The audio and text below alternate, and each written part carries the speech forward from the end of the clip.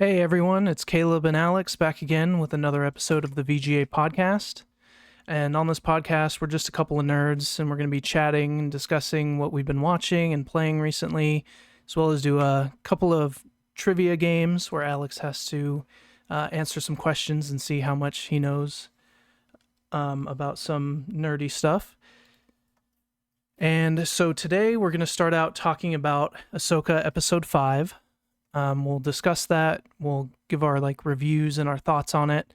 And then we'll move into the quizzes, which this week is going to be Bethesda themed. So I have, in honor of Starfield releasing recently, I have a multiple choice quiz of Bethesda themed trivia, and then some music that Alex is going to have to guess which Bethesda game it's from. And then we'll make a Bethesda tier list. And then we'll just kind of chat about whatever else we have on our minds this week. So, Alex, how are you doing? Good. How are you doing? Doing pretty good. I'm excited to talk about this Ahsoka episode, so let's jump into that. Sweet. So, I'll ask you first. We'll give it a ranking, and then we'll go into spoilers. I think I have an idea of what you're going to rank this, but go ahead and give us your initial ranking of Episode 5. Okay. Initial ranking of episode 5, I would give, on a scale of 1 to 10, on our scale 5's average, I would give this one a 9, like the last one. Really? I think I'm actually going to give it a 10. I really like this episode. Okay. I thought it was really good.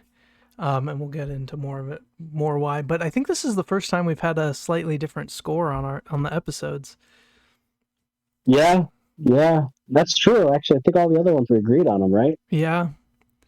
Yeah. Yeah. Wow. Okay. Now I want to dig into your thoughts. Okay. So just fair warning, we're going to be getting into spoilers now for the episode.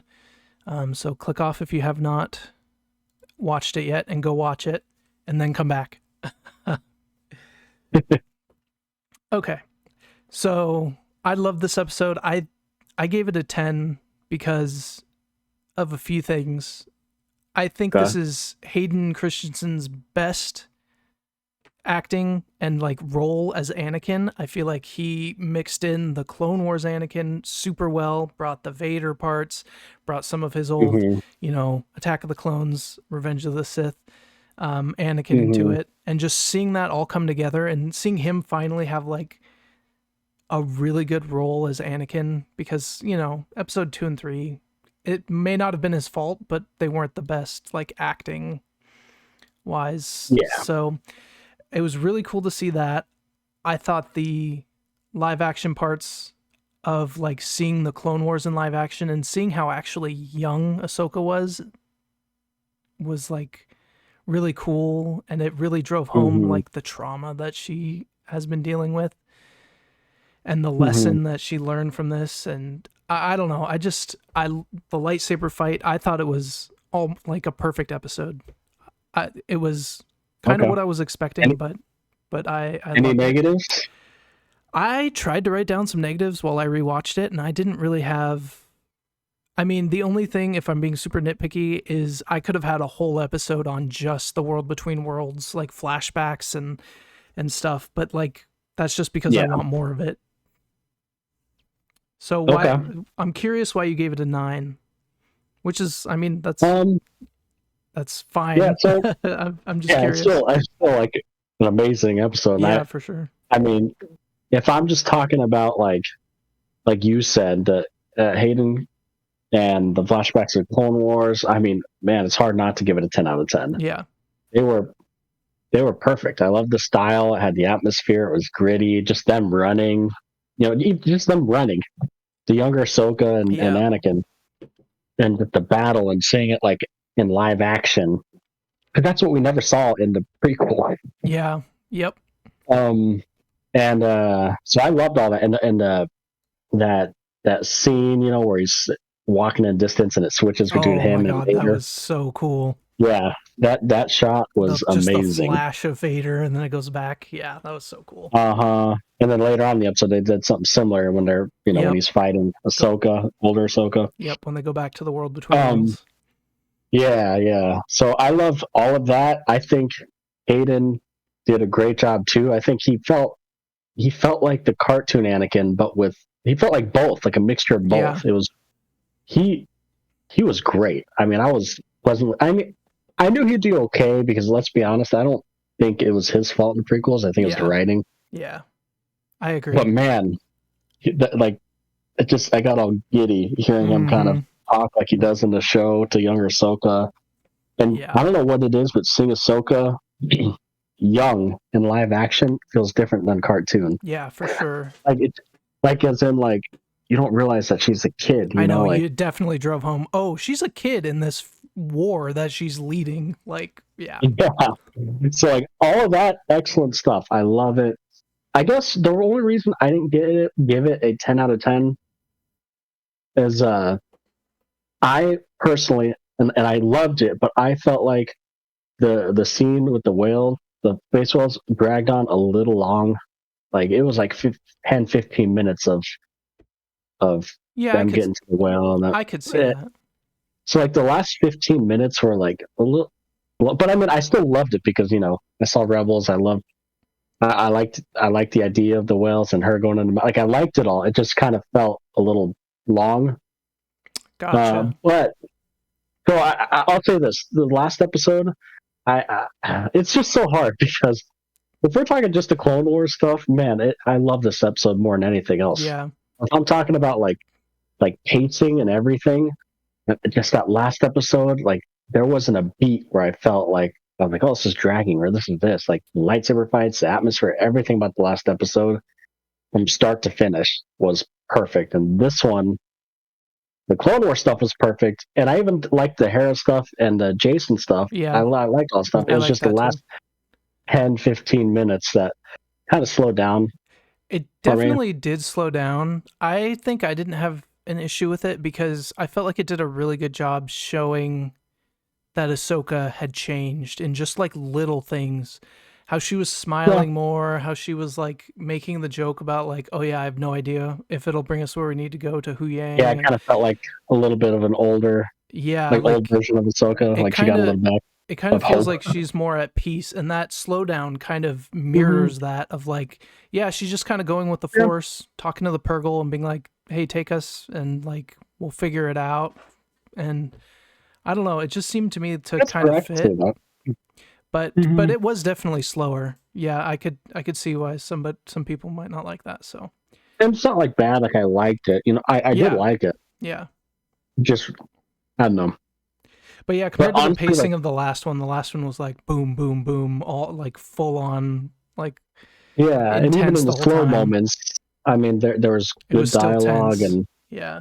But again, if I'm talking just the Clone Wars stuff, God, you can't as a Clone Wars fan and even a Rebels fan or a Star Wars fan in general, you can't deny seeing Hayden with Ahsoka in live action was so just cool.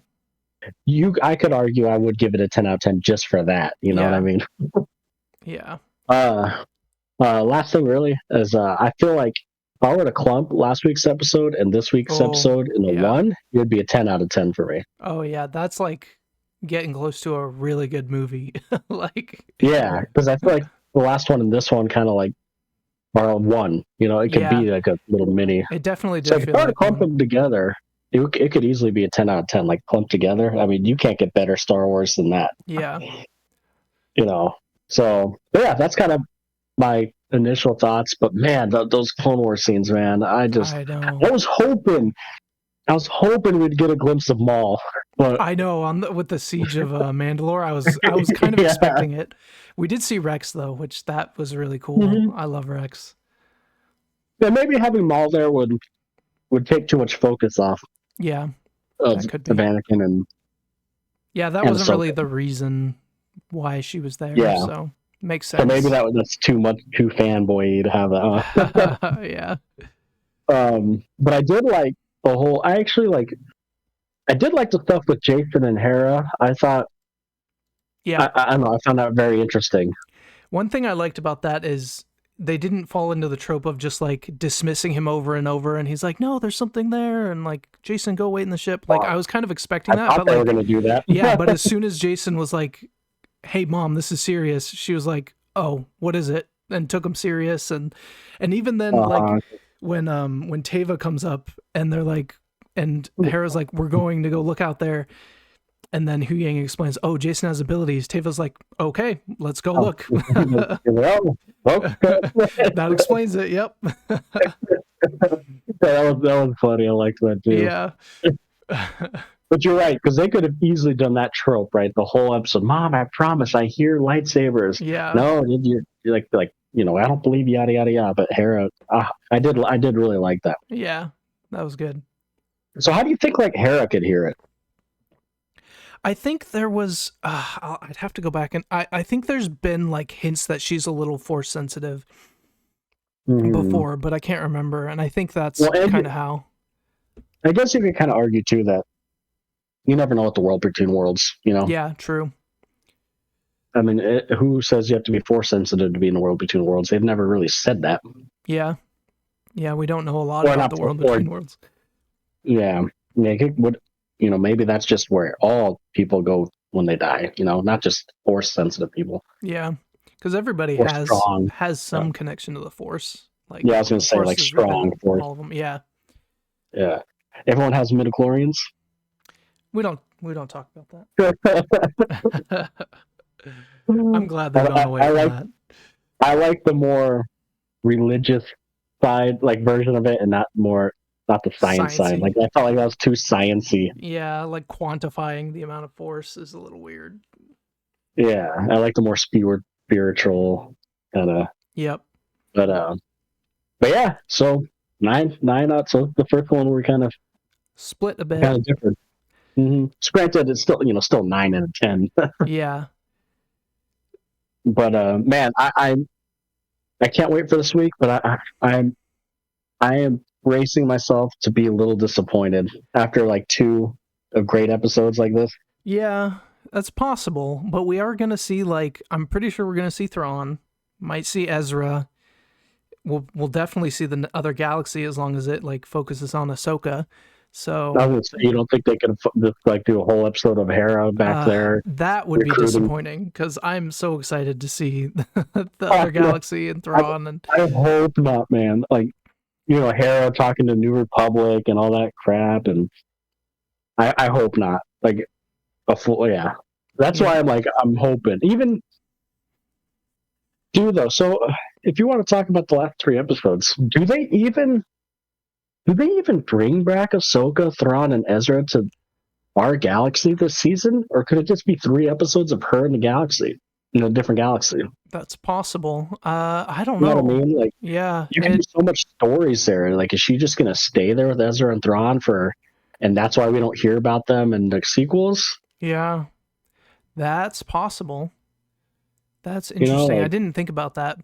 But yeah, I kind of thought that they would come back, but now that you mention that, that very well could be that she's there working against Thrawn, and that's how like the next season starts or whatever's next. Yeah, because everyone's focused on like Thrawn coming back, but what if Thrawn doesn't come back? And what if they don't? Or not yet? Yeah. Or at all. Or until after the sequels end. Yeah. Maybe they do like a 15 years later, right? And they come back after. Interesting. How far into the future is the sequels from the? Let me look up. Does it say? Let me look up. Let's see. So Ahsoka takes place about a decade after A New Hope, and then I think the sequels were like, was it 40 years after? Let me look up 40? Force Awakens.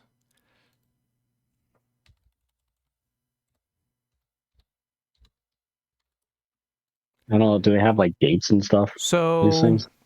34 years. So, Force Awakens is 34 ABY, And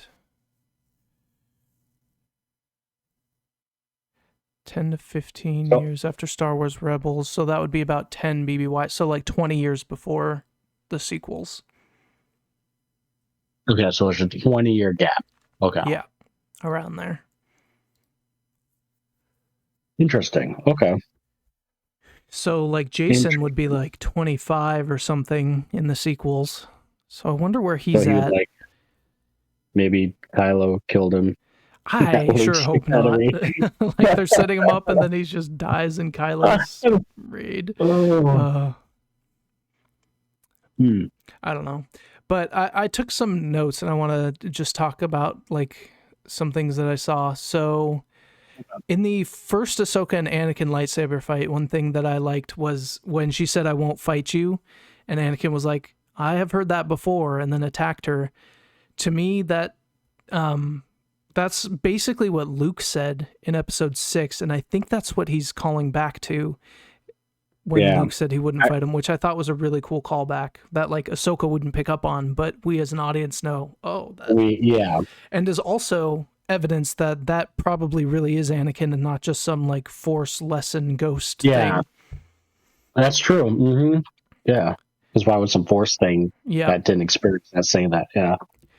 Yep. And then we had a Leia name drop, Senator Organa giving cover to Hera. I thought that was cool.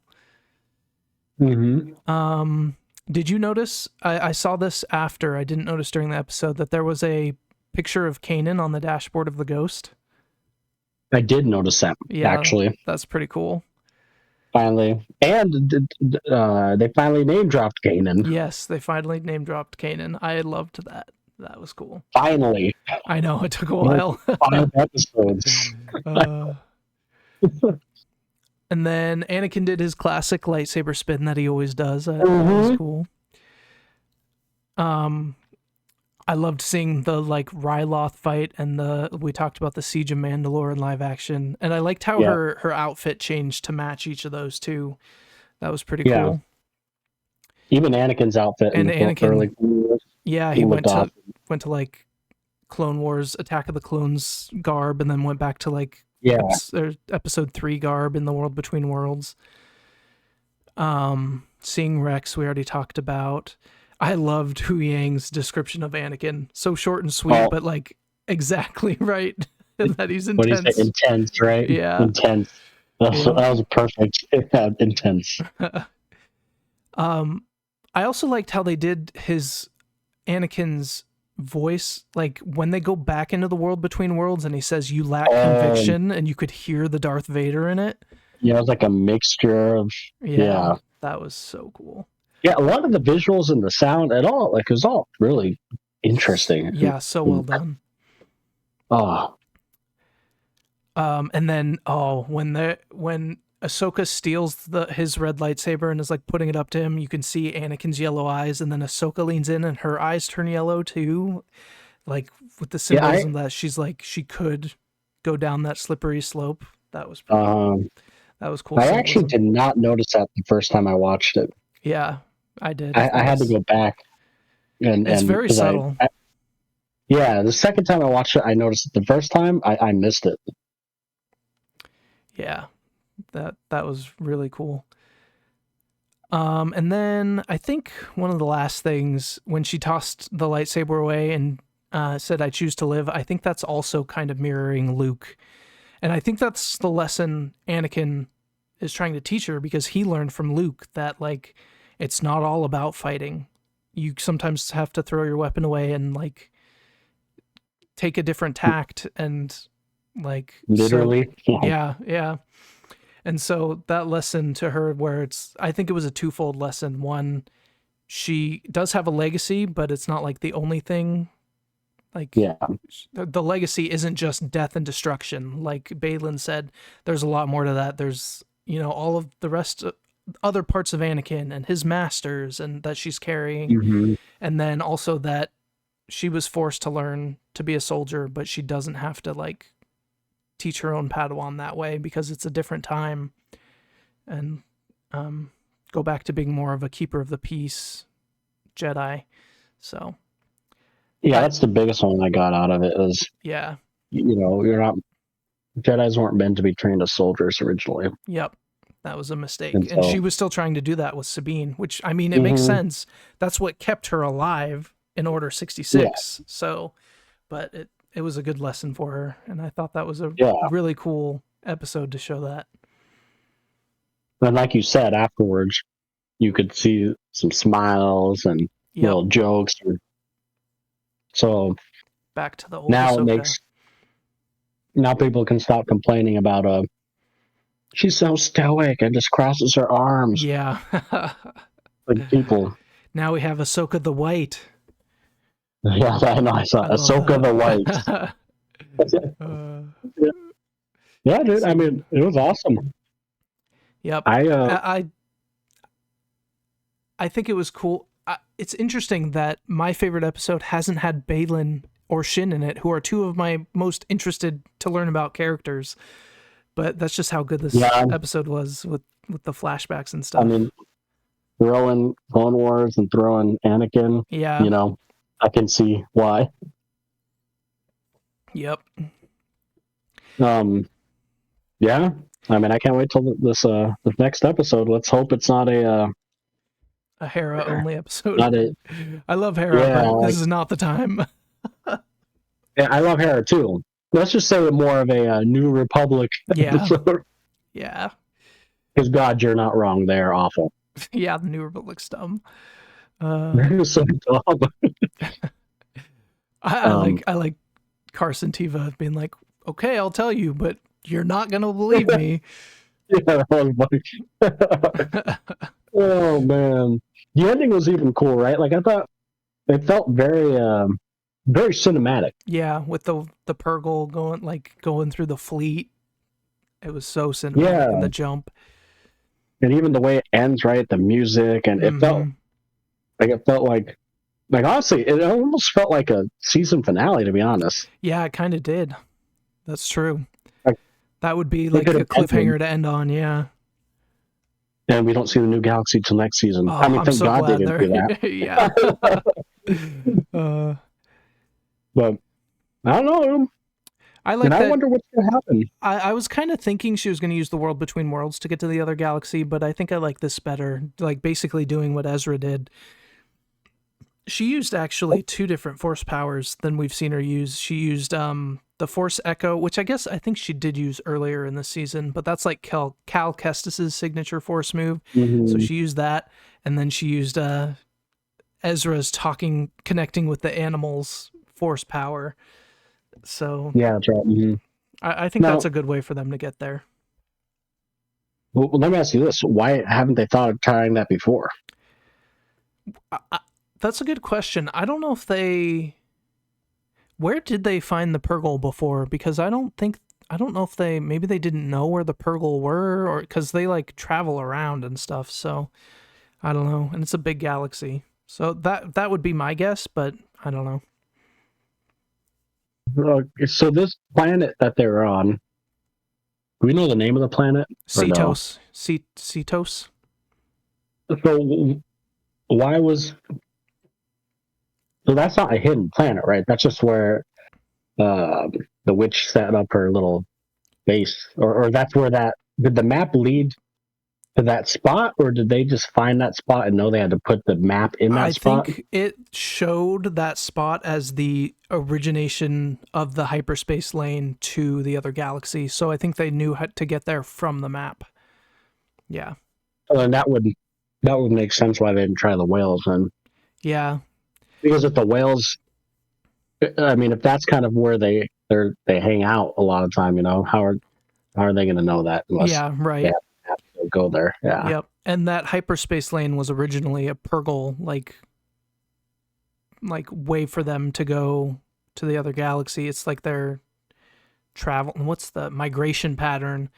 So that's why they built that there to then map out the hyperspace lane or whatever with the Purgle. So that's why it's there, and that's why the Purgle are there.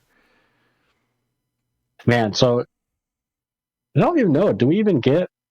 Maybe we don't even get Thrawn in Ezra next episode. Maybe it's just Ahsoka kind of finding some weird stuff in the new galaxy. That could be.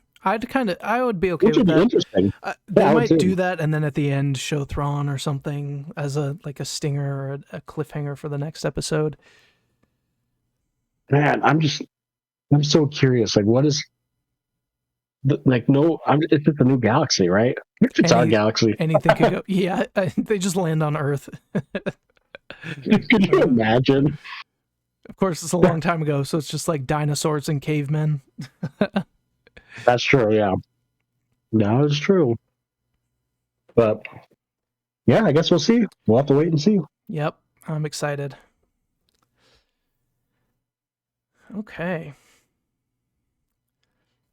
Let's get into the Nerd Pop quiz. I made a Bethesda edition, so you'll get 2 points if you get it without the multiple choice, 1 point if you need the multiple choice answers. And these might be a little tough, but we'll see.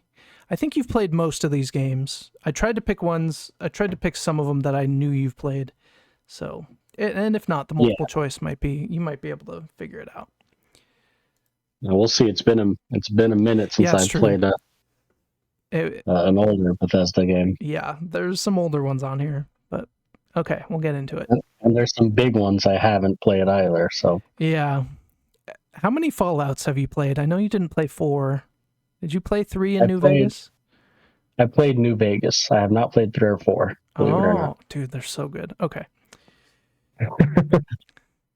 Okay, so first question. What is the name of the planet that the Elder Scrolls games takes place on? Doesn't start with a T. I feel like it starts with a T. With a T? Maybe. Maybe Elder Scrolls. All right, give me the multiple choice. Is it Gyre Alata, Levenance, Nirn, or Sovngarde? Ooh, this one's... Yeah, I don't think it's Gyre Alta. I don't think it's Levenance. I'm between Sovngarde or Nirn, but Sovngarde sounds more like a city, so I think it's Nirn. Final answer? Yes. And the correct answer is Nirn. Good job. Yeah. Yay. Is Sovngarde a city in one of the games? Sovngarde is like the heaven in Skyrim where they go to. It's like their Valhalla kind of thing. That's right. Okay. Yep. What is the continent that Oblivion takes place on? The Elder Scrolls 4 Oblivion, the name of the continent. I'm gonna need multiple choice again. Yeah, I figured these might be a lot of multiple choice ones. Is it Tamriel, Thras, Akavir, or Yokuda? This one's Tamriel. This is the one I was thinking of. A. Oh, yeah, with the T. Yep, you're right. Yeah. It is Tamriel. Yep. The only reason I remembered the T is because I just watched a video about Elder Scrolls and Oblivion, and so nice. Yeah, I love Oblivion. Yeah, Oblivion's good. Yeah, we can get there in our rankings. Yep. Okay, well, you watched a little bit about Oblivion. So, in what province does the Elder Scrolls 4 Oblivion take place? Ooh.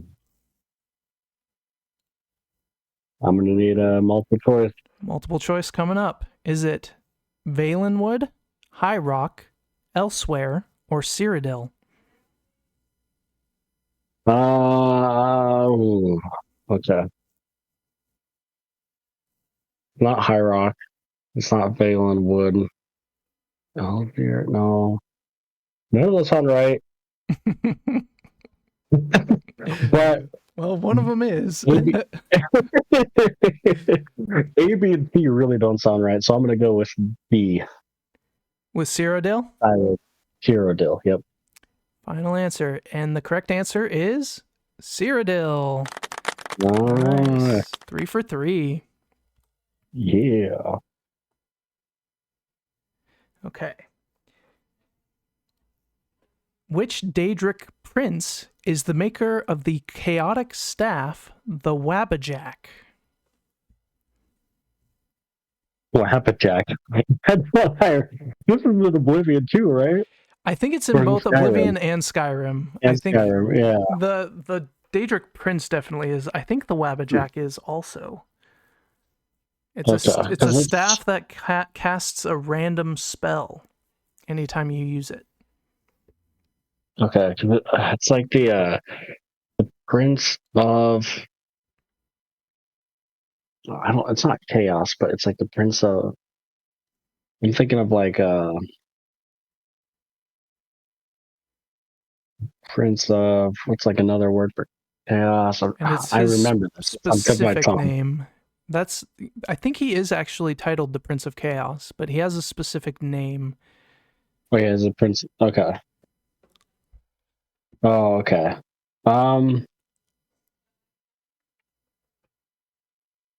Okay, so, give me the multiple choice. I feel like I'm going to get it with the multiple choice. Yeah. Okay. Is it Namira, Mehrunes Dagon, Sheogorath, or Boethia? It's C, Sheogorath. I'm pretty confident with that one. Yep, you got it. It is Sheogorath. He's so funny. That's the one where you go to like in Skyrim, he like brings you to the table like the Mad Hatter in Alice in Wonderland and is all crazy. Yeah. Yeah, okay. In the Elder Scrolls V Skyrim, who is the leader of the Nords that oppose the Empire? Oppose the Empire? No.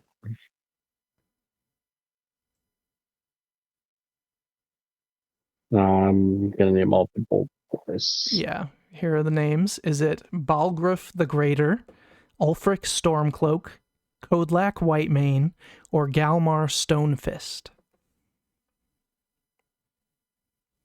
Ooh. Why am I'm drawing a blank with this one. Man,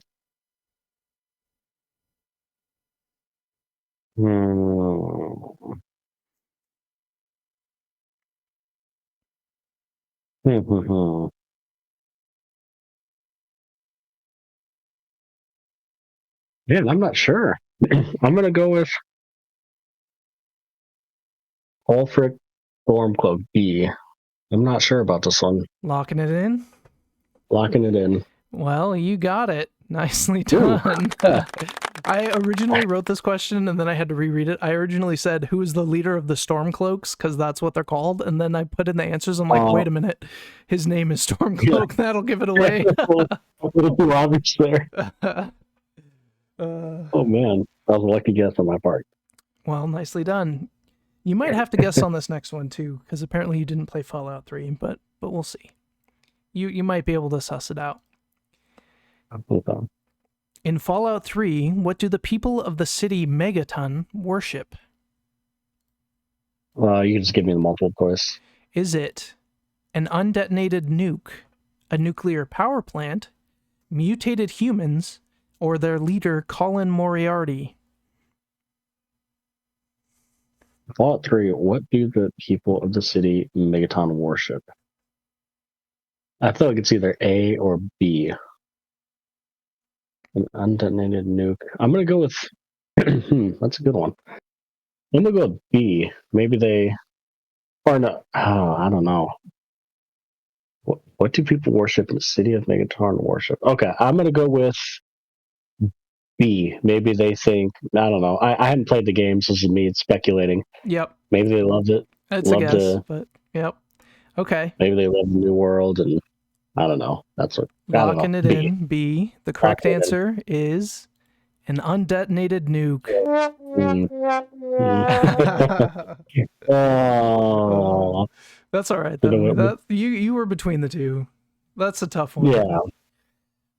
Yeah. You have played this next one, so let's see if you remember. In Fallout New Vegas, which faction has the flag with a two-headed bear? This was a while ago, so you might need the multiple choice, but... Yeah.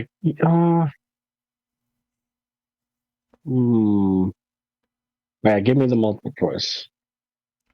Is it the Brotherhood of Steel, the New California Republic, Caesar's Legion, or the Followers of the Apocalypse? Ooh.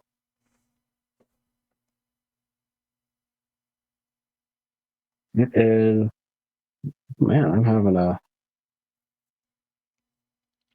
No, it's the New California Republic. B. It's like the flag of California. Yeah, B. Yep, you got it. Right. Nice. Yeah. Using those context clues.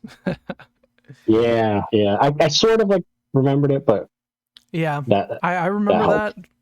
that because of how close it is to California. So Yeah, that's why I put that in there. makes sense. Yep. Where does Fallout 4 take place? Multiple choice me. Okay, is it Washington, D.C., New England, West Virginia, or Michigan?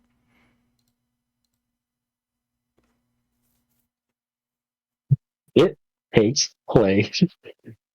Oh man, let's just go with DC. Hey, I'm assuming that would be somewhere a big game would take place. I haven't played this one, so If you would have played Fallout 3, you would know that takes place in DC, and then 4 takes place in New England. That's okay. That's okay. Maybe I need to play these games, huh? yeah, that's all right. And then West Virginia is Fallout 76, and then I just threw Michigan in there. Fallout 76. Haven't played that one either, but I heard. I didn't play. I played like 10 minutes of it and then put it down. Not as good as the other ones. That's I feel like that was a lot of people's experience with that. Yeah. There were like nukes going off. I'm like, I don't know what's going on. There's a bunch of people doing a bunch of crap around the map. I want to play this single player. Yeah, not your kind of style game. Yeah. Okay.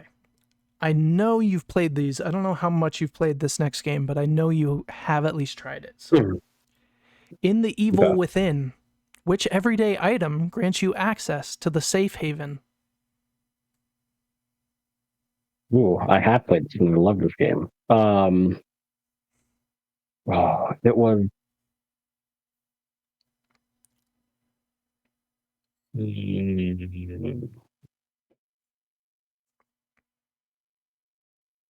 Give me multiple choice. Okay. Yeah, I remember it was with you. Okay. Yeah. Is it beds, books, drugs, or mirrors? Oh, I believe it's Mirrors D. It is mirrors. Yeah. Nice. The second you said that, I remember that. Yeah. Now you hear that beautiful piano music. Yep. Great game. Did you ever play this? I never did. You told me about it. I should go back and play it. It's very Resident Evil, right? It's like kind of their version of it. It is. It is, but it's good. Yeah. Okay, sticking with Evil Within. Which character is a recurring boss wielding weapons such as a chainsaw and a rocket launcher? It is. Which character? I keep thinking of Resident Evil. Give me the multiple choice. Okay. Is it the sadist, the quell, the alter ego, or the sentinel? Man, I think. And I didn't play this, so I don't know if they ever actually say it in the game, but this is what I found on the internet, so. It is. I want to say.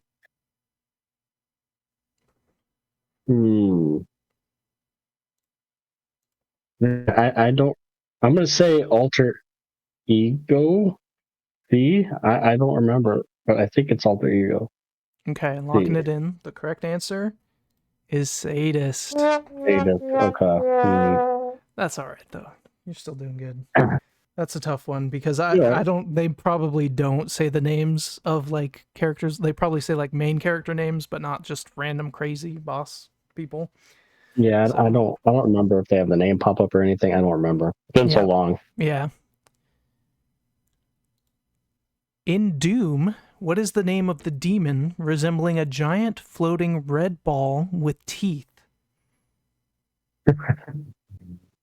Oh, is this it's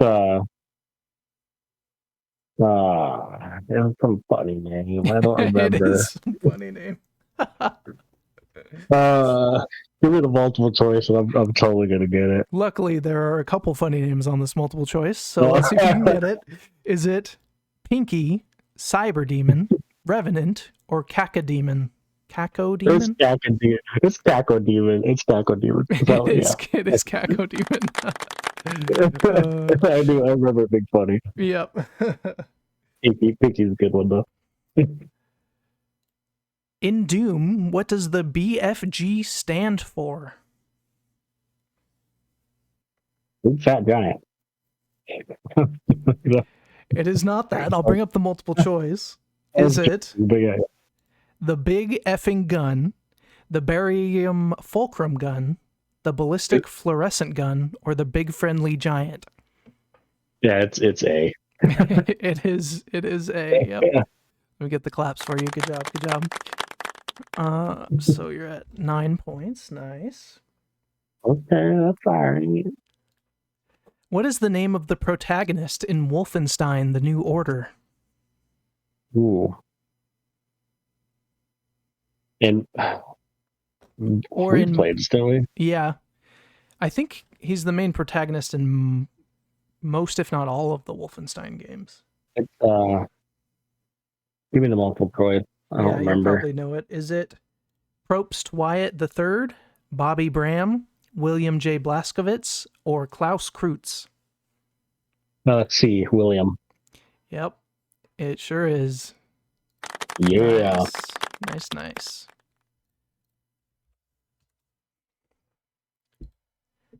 And sticking with Wolfenstein, what is the name of the mechanical dog-like enemies?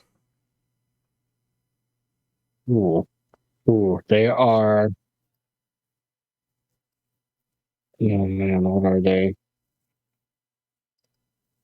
Oh, I don't know. Give me the multiple choice. Okay, are they Wolfbergs, Panzerhunds, Laborroboter, or Wehrmacht?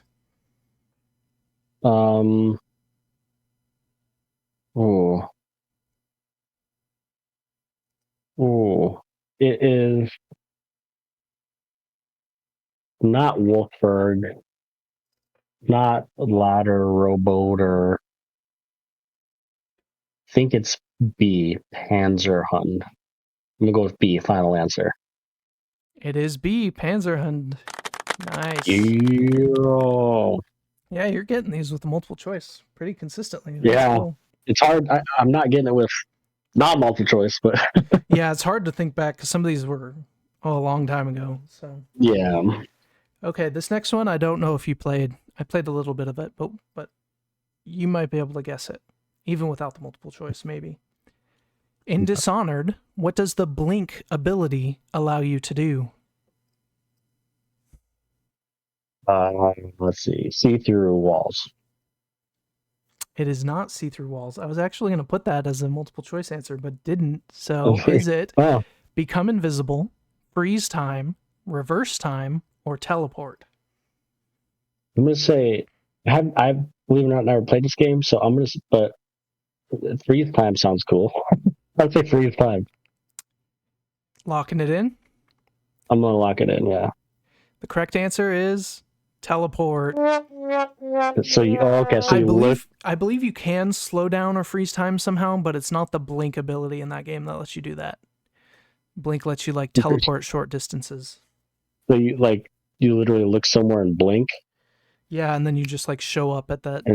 Yeah, you just kind of blink out of existence and into existence in the next spot. Are these pretty good ones to play? Again, I haven't played Dishonored. I didn't play that much of it. If you like stealth games, though, it's a good stealth game. I just am not always into stealth games. I'm not either. It's kind of similar if you've ever played any of the Deus Ex games, where you can choose whether or not you want to kill. You can play the whole game pacifist and just knock people out, or you could go around and just kill everybody. But it's a lot of stealth and sneaking and trying to get into places and not get found. The abilities are pretty cool though.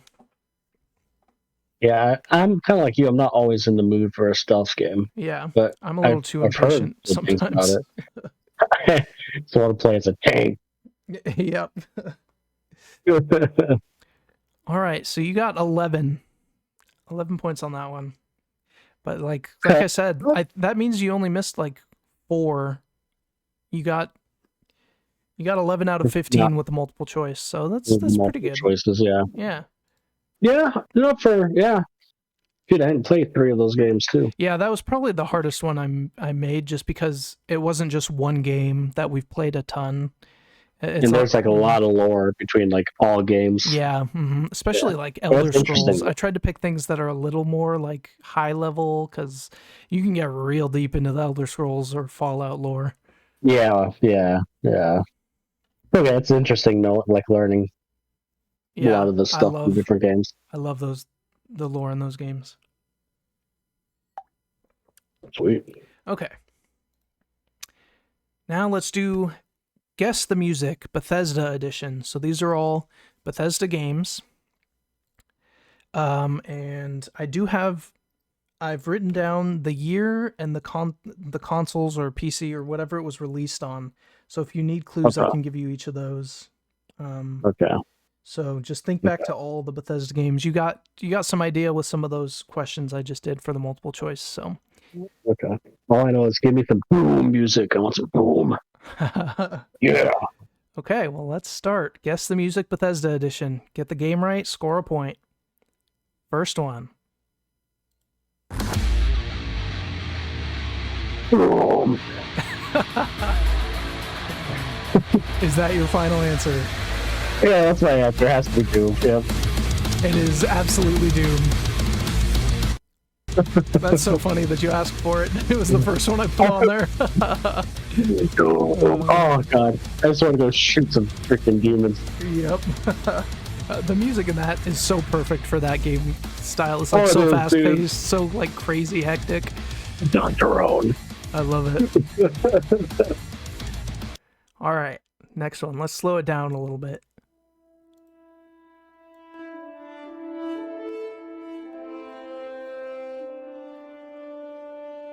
Definitely know this.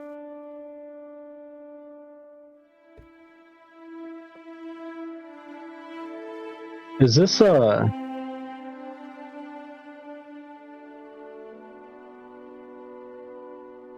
Elder Scroll game? It is an Elder Scrolls game. It sounds like I don't know if this is it because you didn't put in anything else, but it sounds like Morrowind. Is that your final answer? It is. It is Morrowind. Nicely spotted. Good job. Sweet. Yeah, this one's my favorite of the Morrowind. It's like so recognizable. Yeah, I knew I recognized it. Yeah, I'm like, yep. I know this. I just didn't know what Elder Scroll games at first. Yeah. I think there's some that sound kind of like this in Skyrim, so that was good. Good spot. Yeah, I'll give it my second guess, but it felt like Morrowind. Okay, third one here.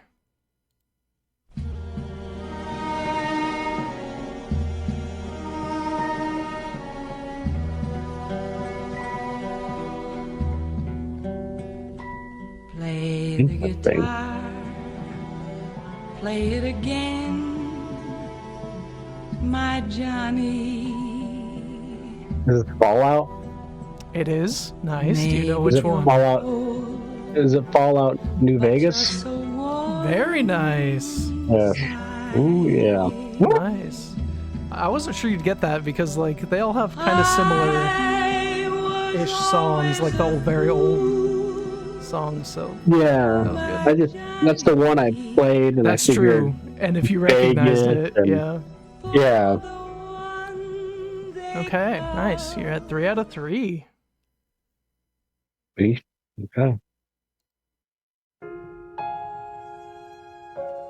Evil Within.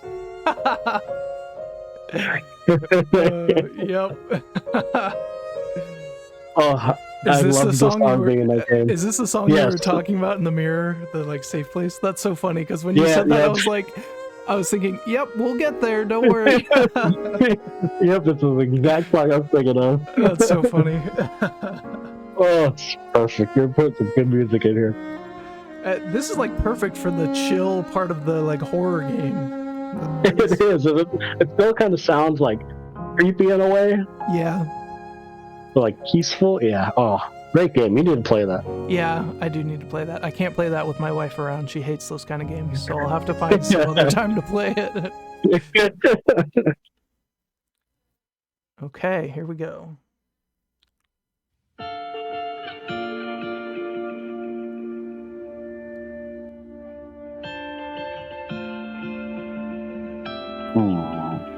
I'm pretty sure you've at least played a little of this game.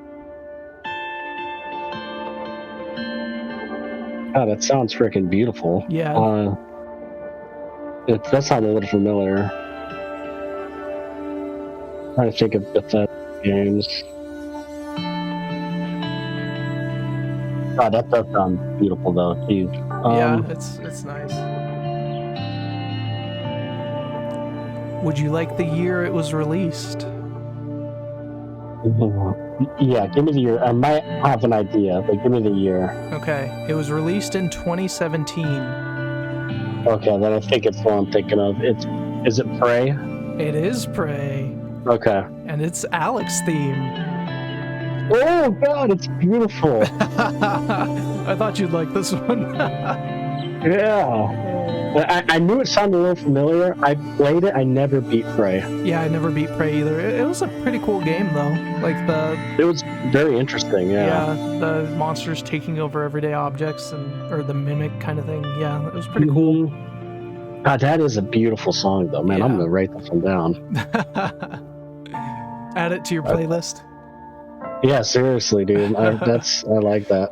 Sounds very like And plus, that's my name. interstellar-y or like yeah. Yeah, which that's kind of why like I was thinking of Prey. Yeah. Definitely fits that. Man, great, beautiful song and a great name. What else can you get? You know. Okay.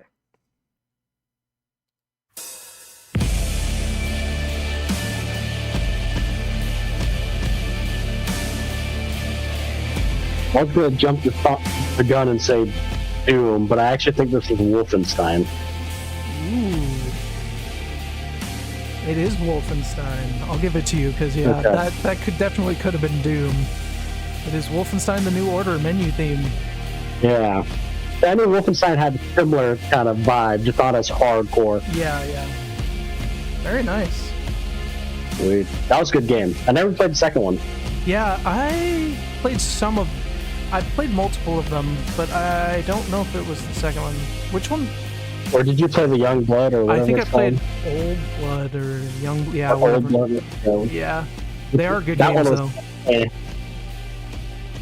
Yeah, that one was a really fun campaign, and it's Yeah. a cool concept, right? Like the Nazis winning. Yeah, it is really interesting. Okay.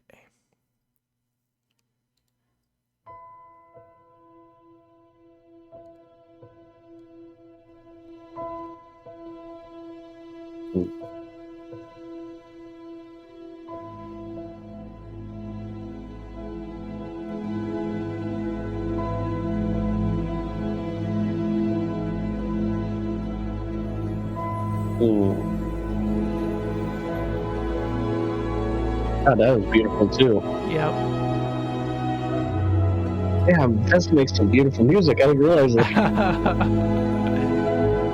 I feel like it sounds familiar. Give me The a year? hint. Yeah, so Yeah. this was released in 2011. 2011. Oh man.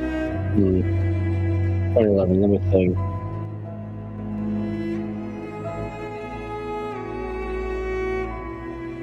Was 2011 or was that 2012? Oh god, that's beautiful. I think it's Skyrim then. With that hint, I'm gonna guess Skyrim because it sounds. It is Skyrim, yep. I was going to say it God, was released in that's 2011, then it was re-released in 2013, 2014, 2015, like every year since then. But that would have given it away even more. Man, I really didn't. Wow, that's pretty solid. Yep, that's the Streets of Whiterun. And the music in Like, when I'm Skyrim is playing- amazing. And like, I don't know, maybe it's just when I'm playing, I'm focusing on other things too, but now just focusing on this music, I'm like, dang. Yeah. Yeah, it's so magical sounding. It is. Oh.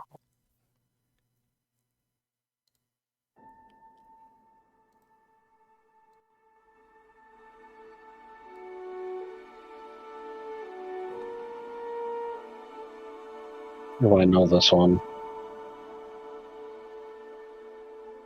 I feel like I do.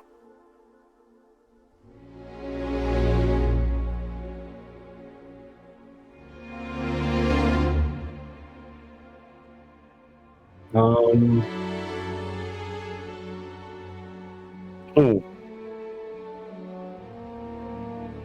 Man, it sounds so familiar. You can give me the year or the hint or whatever. So I'm not going to give you the year, but I will tell you that it was released on PC and Xbox.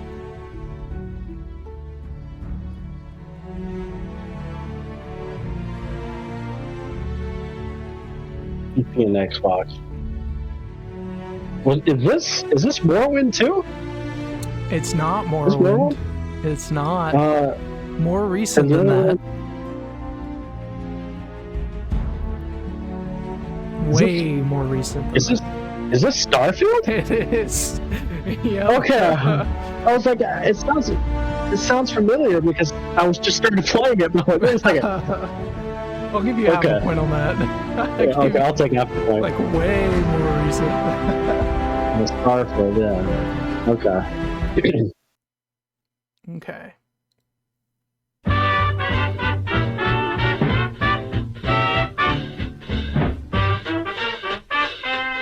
I'm just gonna say this has to be a Fallout game. Fallout 76. It's not 76. That's a good guess. Oh, Fallout 3 then. Yeah, I thought you had played this, so I thought you might get it, but I guess you didn't. I think. Oh, we'll talk about which one's my favorite, but I think Fallout 3 is The probably vibe of it. Yeah, the vibe of it, I could have guessed it's a Fallout game, you know. Yeah, for sure. I really thought it was a Fallout 76. Well, I didn't play that one, so I don't have as much connection to the music. This song I heard a lot playing Fallout 3. Okay. Last one.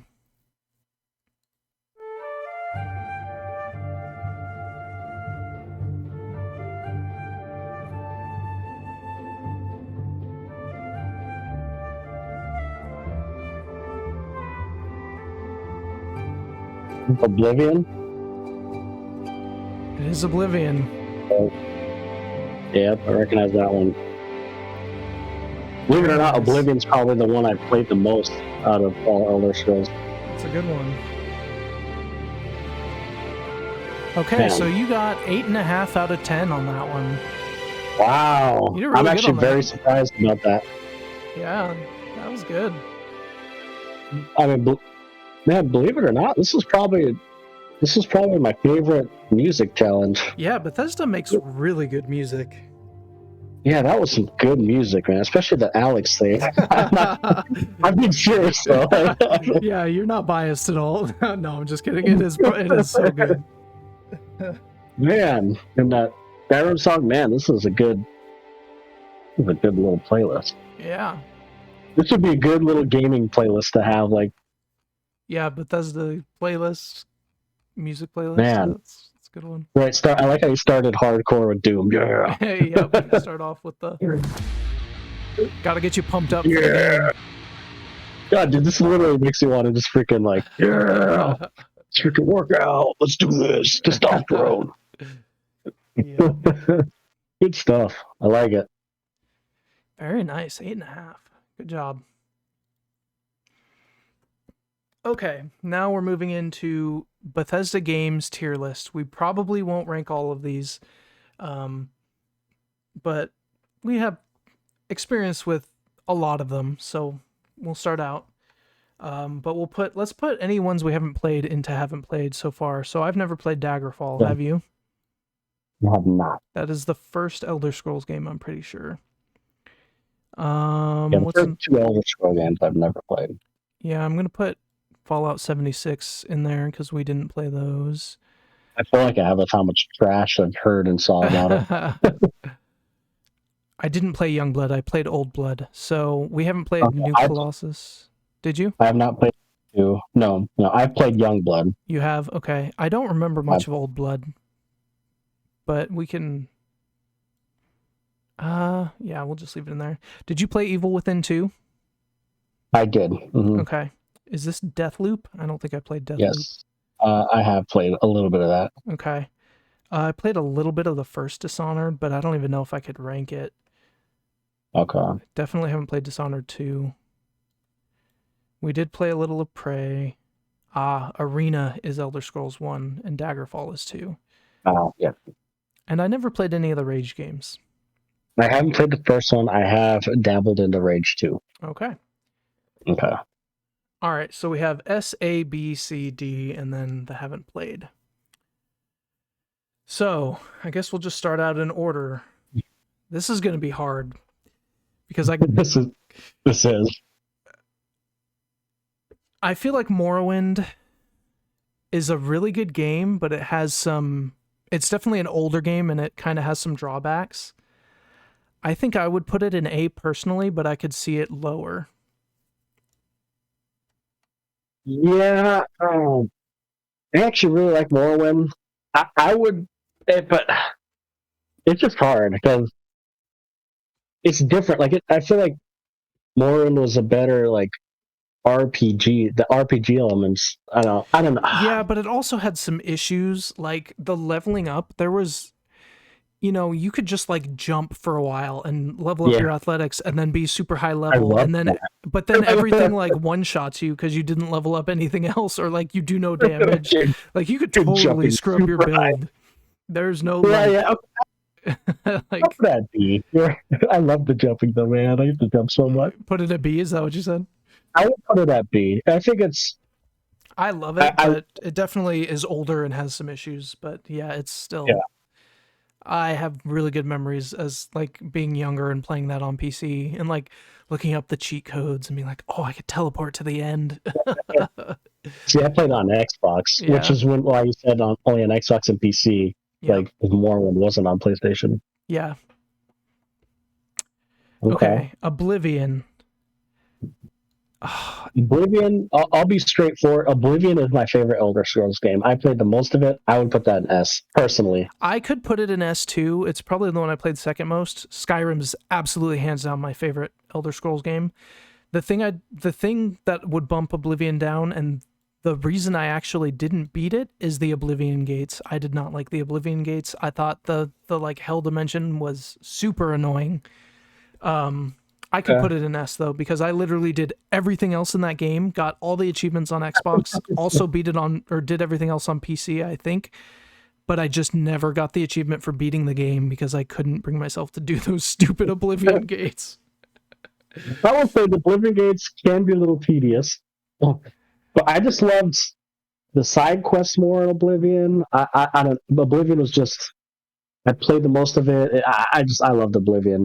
But that being said, Skyrim. Everyone loves Skyrim, I know. Yep, Skyrim is S for me, above Oblivion on my list. But yeah. Yes, I could see them both being S tier for sure. But yeah, that was funny. So I think a lot of people would probably agree with you with Skyrim, right?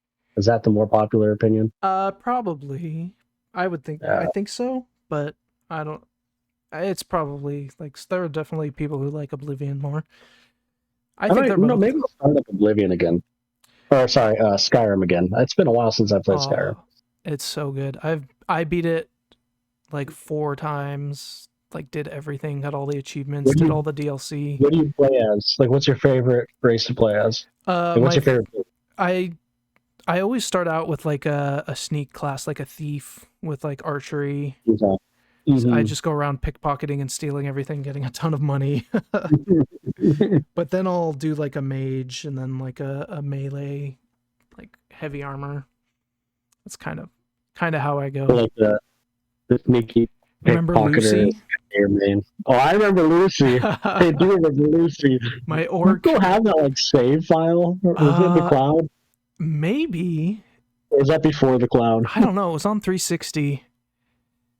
Man. So I don't know. Freaking Lucy. I remember Lucy. She was a beast, man. Yep. big orc, That's funny. heavy armor, dual wielding, or like two-handed. I was whenever you would go around, you would go around just murdering the whole city. Obviously, you wouldn't save it. Yeah. That It's pretty was strong great. having like full like obsidian armor or whatever the best armor was, and yeah. Mm-hmm. Yeah, maybe I'm gonna play Skyrim. I've been playing a little bit of Starfield, but we could talk about that after this. Yeah, I should get Starfield. I haven't been playing it. I've been playing Baldur's Gate still, so Yeah, I haven't gotten that yet. I know. oh, it's so good. Okay, Elder Scrolls Online.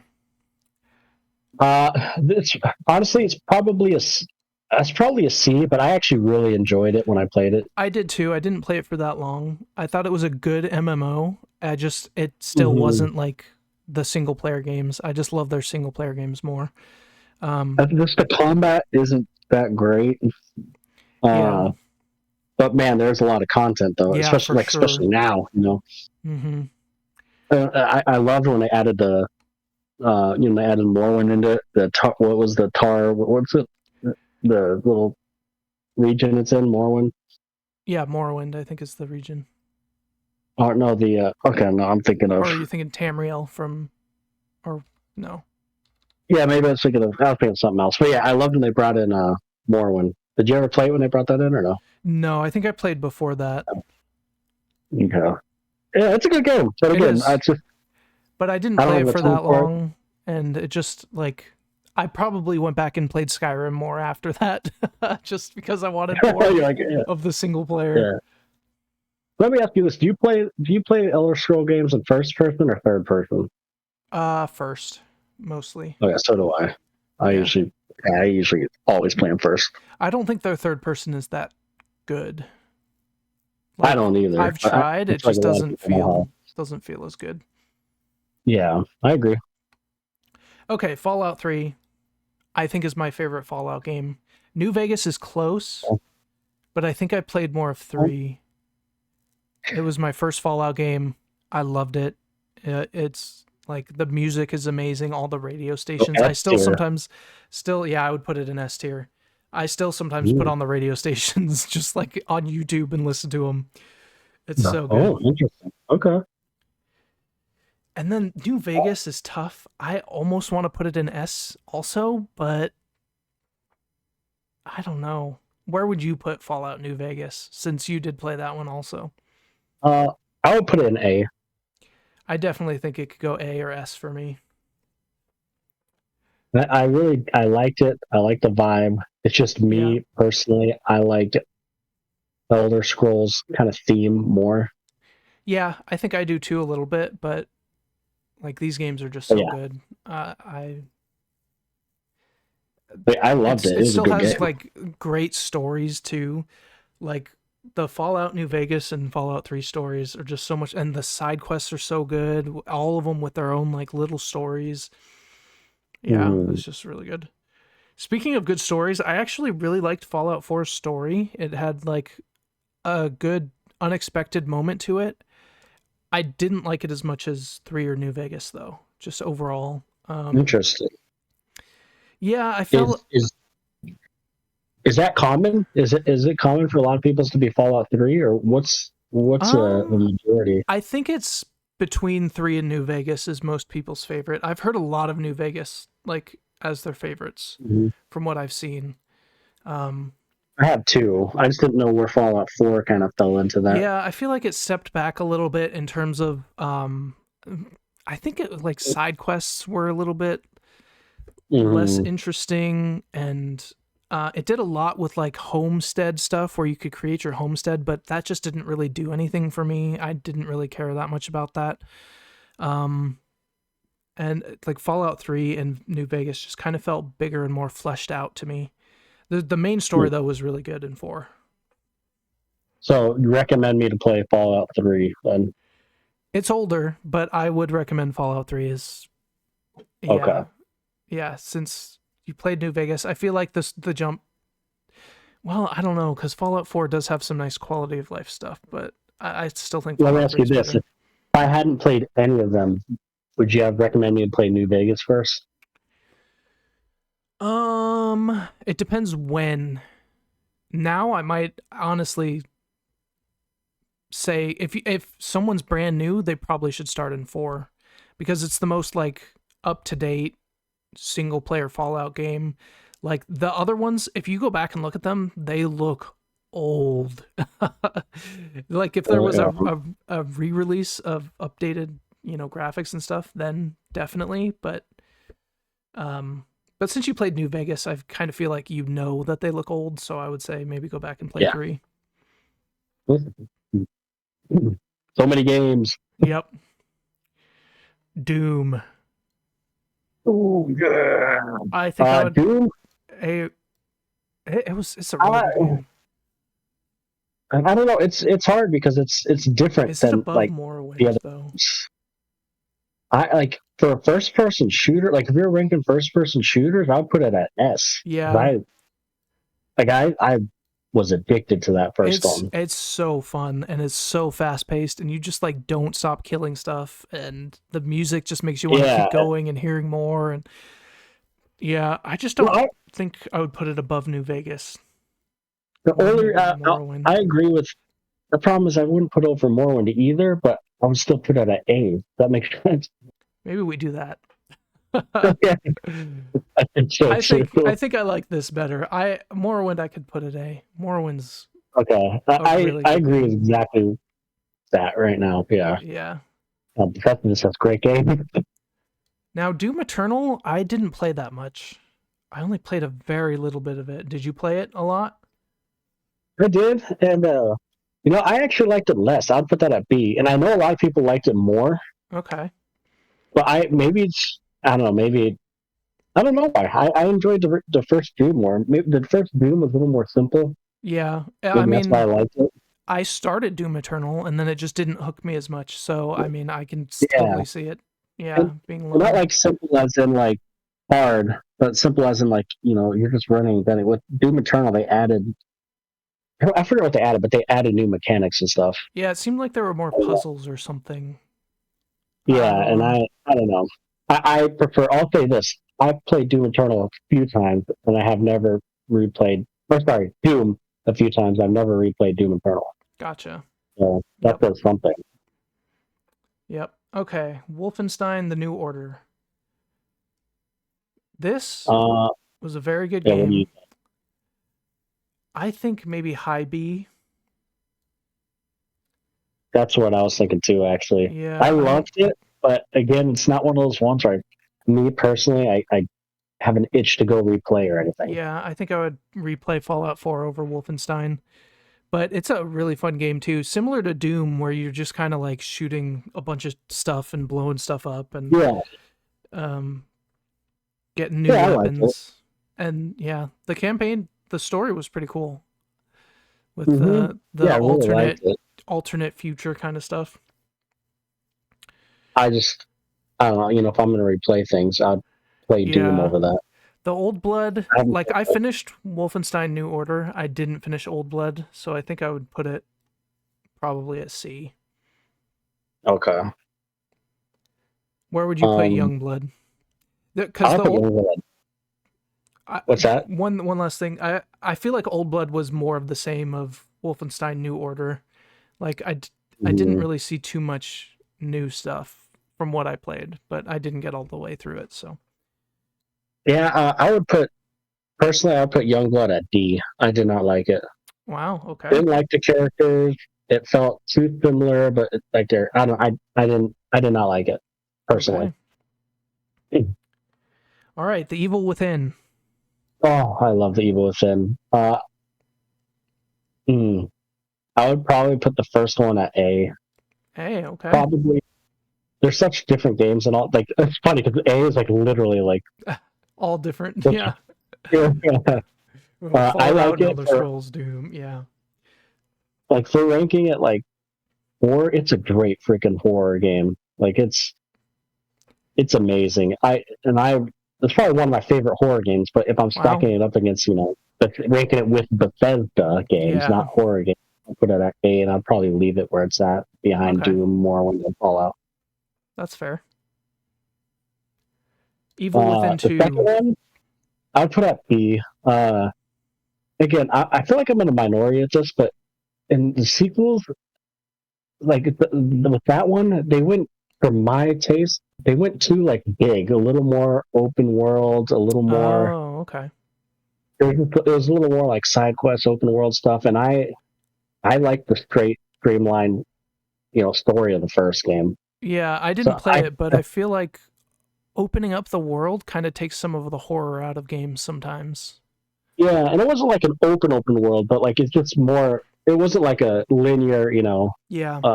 path. Like you could kind of do things different ways, or and people like that. It just, to me, the first one was just a perfect, streamlined, straight horror game. And I'm not saying the second one's bad. Obviously, I put it in B, but Yeah. it's just I prefer more of the straightforward, which I feel like not a lot of people do. Because I think a lot of people like the second one more. Oh, okay. But it's just, I'm weird. Sometimes I like just straight, easy. I don't need to get deep into things. Just let me freaking play the game. You're a busy man. Let's get straight through it. Not like all the time. Obviously, like Skyrim and stuff is different, but with like a horror game, I don't need some complex stuff. It's not even complex. It's not even complex, but it's an old busy man, I guess. Okay, Deathloop. Deathloop, C. Very basic, average game. Did you say C? C. Okay. It's repetitive. It doesn't look amazing. It looks okay. I don't even fun. remember this. It's just so basic. It just, the whole mechanic is it's fun at first and just gets repetitive. It's called Deathloop, so if you die, you go back. It's just. Is it a multiplayer game or is it single player? I don't remember. I played it single. I think it's just single player, but that's at least just all I played it as, for single player. Yeah, I'm looking at it. It was very basic. Like, it was fun. Yeah. Is it like it's fun? Oh, so you restart it? It's like a Hades kind of thing, like the roguelike? Kind of, yeah. Like you do missions, you screw up, you could kind of rewind it. And again, it's fun. It's just, to me, it's not. It's just got repetitive, and I didn't think the weapons were that cool. I didn't think it does kind of look basic. Like even the animation doesn't look that amazing for a 2020 game. Yeah, it's just very basic. Like if it's on Game Pass, and actually I think it might be on Game Pass or PlayStation Plus or whatever. Yeah, then it's worth a shot. But I would not have spent $70 on this. $70, yeah. Yeah, okay. So that's fair. It seems a good spot. Okay, Prey. Prey, what do you think? I mean, I didn't finish it. I think this came out like right around when I got Game Pass, so like I tried it on Game Pass, but then like there's so many other games, so it kind of fell into that. Yeah. Where I just played it a little bit, got the idea, and then didn't go on. But I thought it was really cool. I think I'd have to put it. I don't think I could put it any higher than B though, just because I didn't play it. So depending on how much you liked it, we could move it. But I might put it B or C. Yeah. I would put a B. I would put it above Evil Within 2 and above Doom. Eternal. But before Wolfenstein. Okay. Yeah, that's where I'd place it. I love the atmosphere. I love survival horror type games. Yep. It's just, ranked next to everything else. I couldn't put it above anything else. Yeah. Okay, and then Rage 2. Rage 2. So I've only played a little bit of this, and I would put it at C, and I would put it at the very top of C. Okay. I thought it was fun, and my favorite thing about this game is just so colorful. I don't know if you saw the trailers for it. Yeah, I did. I remember that. Yep. It was just a fun game. But again, it was kind of basic and very kind of forgetful. Yeah. Well, it's got one of those games, fun while you play it, but you probably might never play it again. Yeah, forgettable. Yeah, I get that. Yeah, but man, it definitely did look fun. I might have even tried Rage 1, but like you said, forgettable. I don't remember that much. Rage 2 did look like it's like very high tempo, looks like a lot of fun. But high tempo, fun, colorful, Like interesting characters, just not memorable. Yeah. All Yeah, right. this was interesting. Yeah. I really want to play Skyrim again now. Yeah, Skyrim's so good. Yeah, this is good. I'm pretty happy with this tier list. Yeah. Yeah, I'm pretty happy with it too. Pretty solid. There's a few of them we apparently still need to play. Yeah. I kind of want to go try Dishonored or Dishonored 2 again, because I feel like if I'm in the right mood, I'd like it a lot, but I just wasn't in the right mood when I first tried it. So. Yeah, I was actually thinking about trying Dishonored because I think it's on that PlayStation Plus. Oh, is it? Okay, I might download that.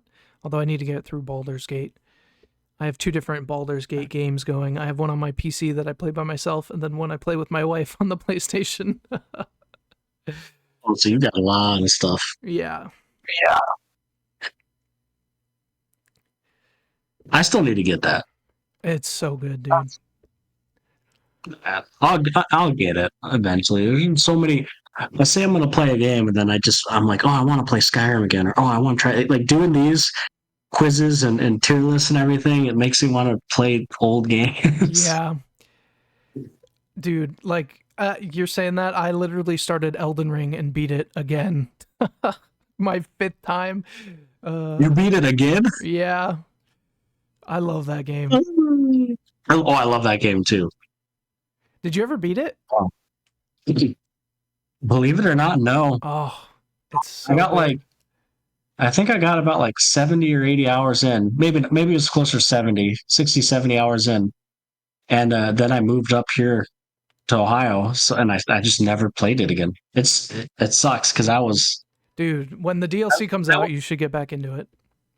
I need to, because that was literally one of the games where I was watching videos of builds and finding because remember I told you I was finding the best armor and for my build, and that what's that sword called where you gain health when you kill enemy? Rykard's sword. The yeah, I know what you're talking about. Let me look at but my build, dude, I could literally I'll never die. The way I just would heal with everything. I literally went through and did a run, the Blasphemous Blade. I went through and did a run with that. That was my 3rd run through, was with the Blasphemous Blade, because you talked about it so much. And it's good. It's really good. It's fun. Oh, I will play a game. As a matter of fact, I need to actually beat Demon Souls too. Demon Souls is pretty good. It's no Elden Ring, but it's definitely good. No. Dude, did you... I have the remake, and I beat a lot of it, but my issue with Demon Souls is it's just very disjointed. Yeah, if there's one to put it, not gameplay wise, but story wise, and going through this portal or that portal. It's just all kind of yeah, it feels like a bunch of different levels that they just kind of put together. Yeah. Did you know that after I beat Elden Ring, that was my first real FromSoft game I played, and then after I did that, I went back and beat all of them. So you beat Demon Souls 1, 2, and 3? I beat Demon Souls. I beat Dark Souls 1, 2, and 3. Or sorry, Dark Souls. Yeah, sorry. Yeah. Yep. I beat. The only one I haven't beaten yet is Sekiro. So I did Bloodborne. I heard that one's really fun too. It's fun. It's for some reason for me it's a lot harder. Really? It's much more based you're so used to the Dark Souls. Yeah, I mean I'm sure I could do it. I just need to go back and do it. But yeah. But yeah, it wasn't my favorite one either. I really like Dark Souls 3 and Elden Ring. Yeah, I'll have to get into those games again. I played Demon Souls. I played a little bit of Dark Souls 1. I never beat it though. I never played Dark Souls 2 and never played Dark Souls 3. And of course I played Elden Ring. Yeah. The reason I got back into Elden Ring is because of this. It's called Bingo Brawlers, and they just started season 2. And you get a bingo board, and you have to race the other player to fill out the bingo squares. And in Elden Ring, it just works so well. They have 2 hours, and so the first one, here they have to kill Elmer of the Briar, and whoever does it first then marks that square. And if you get a bingo line of all the squares, then you win.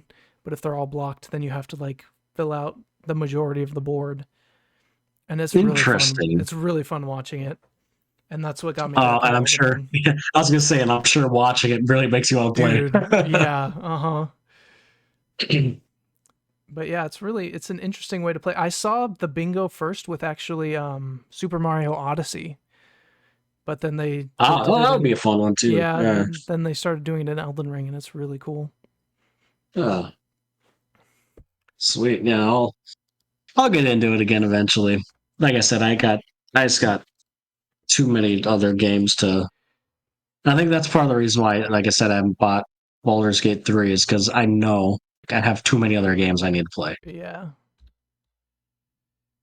I kind of want to get Armored Core too because I just got so into FromSoft. I love their like level designs and their like. I heard Armored Core is really good. The new one. Yeah, I've heard that too. I've never played an Armored Core, so it would be interesting. But so you haven't kind of going back to Bethesda. You haven't played Starfield yet? No, I haven't. I've been too into Baldur's Gate. You've been too into Baldur's. Okay, so because I've played about 5 to 10-ish hours of Starfield. Okay, how are you liking it?